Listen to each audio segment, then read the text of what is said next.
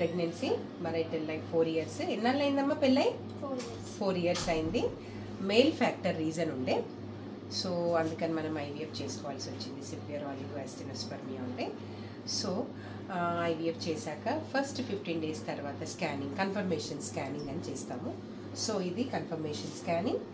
ఇందులో మనకి ఇది జెస్టేషన్ శాక్, ఇందులో ఈ రౌండ్గా కనిపించేది యోక్ శాక్, ఇక్కడేమో పక్కకి ఫీటల్ పోల్లో మనకు కావాల్సింది ఏంటంటే హార్ట్ బీట్ అన్నది కనిపిస్తుందా లేదా, కార్డియాక్ క్లిక్ అట్లీస్ట్ అన్నది చూడాలి.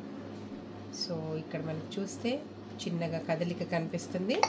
సో అది కార్డియాక్ క్లిక్ అంటాము, హార్ట్ బీట్.